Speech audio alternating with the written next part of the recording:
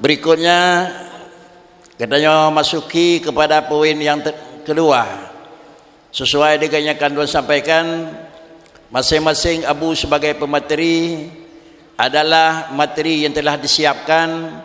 Selesai materi yang telah disiapkan berarti lagi kun walid habis tinggal tu tepuk tu bau jong jauh nak.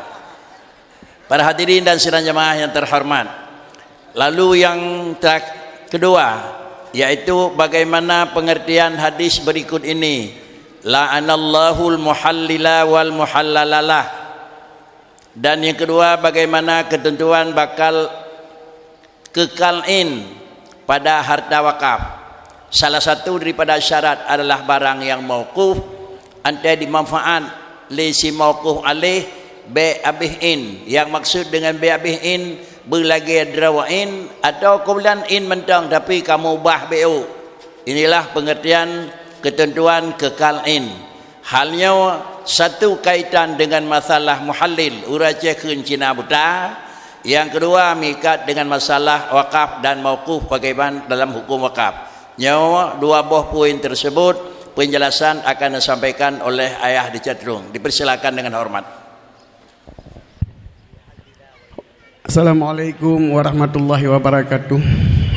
Hamdan syukranillah, salat dan wassalaman ala rasulillah wa ala alihi wa sahbihi wa man tabi'ah. Tuan-tuan hormati Abuya di Darussalam Labuhan Haji, Abu di Blang Bladih, Abu di Langkawi, Abu Madinah, Abi di Banda Aceh, Abu di Matang Panyang, Abadi Buloh, Abu di Belanjrun, Abu pimpinan daya katanya yang nabak watanya Jino yaitu Abu di Payapasi, Abi Nibong, Abu Umul Aiman yaitu Abu Walid menurut kebenaran Walid yang tepatnya Walid di Bakongan, Abu di Simpang Ulim, dan terutama kepada Bapak Bupati atau yang mewakili baik Bupati Aceh Timur ataupun Bupati Aceh Barat dan bupati yang lain menyertai hadir dan seluruh jajarannya, Bapak Camat seluruh jajarannya, kepada tokoh-tokoh masyarakat, hadirin hadirat yang terutama sekali kepada santri dan santriwati dayah yang mulianya, dan khusus kepada panitia yang telah bersusah payah sehingga acara kita berjalan lancar. Semoga berkemudahan insyaallah taala, amin.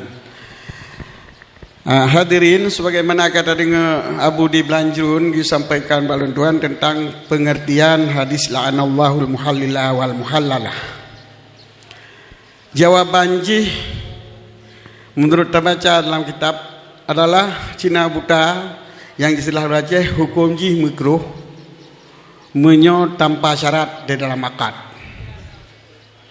Tetapi menona syarat dalam akad, syarat tali ataupun syarat putus hubungan ataupun syarat menteng yang berkahwin dengan elong liah ni watak kah liah kelaku pun tali dalam akad ke pegat syarat nya hukum ji hanasah hanabat dan batil.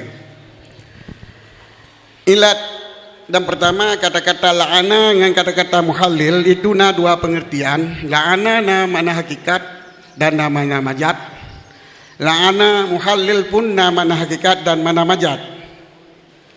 Menyolaknat pada zahir makna ji adalah haram hukum, tetapi menyo secara takwil dengan makna hakikat makna ji makruh. Muhallil makna zahir adalah sah buat konyan, nikah sah, watak sah, kemudian nikah lelaki pertama sah, watak lagi tali konyan dan lalu edah. Tetapi makna yang hana zahir itu makna majaz. Muhallil iaitu muridut tahlil, orang yang iradah untuk berhalil ke gop yang hakikat roh hana halil. Maka di antara duanya menyo tak apa mana hakikat mandua nyo agak bertentangan. Sebab sah nikah, sah watak, Olehnya sah talu, sah nikah yang pertama, pupasai haram. Maka oleh mazhab Syafi'i, mana muhalilnya mana hakikat, berarti la'ana itu adalah makna majaz, iaitu makruh. Menanki sebalik lagi, muhalil mana hakikat, nyo la'ana mana majaz. Sebalik lagi, muhalil mana majaz, mana muhalil orang yang rencana pahala, tetapi kahana hala, maka hukum ji la'ana haram mana hakikat, la'ana bermakna hakikat. Ikan jelas? Jadi la'anal muhallila wal muhallalalah.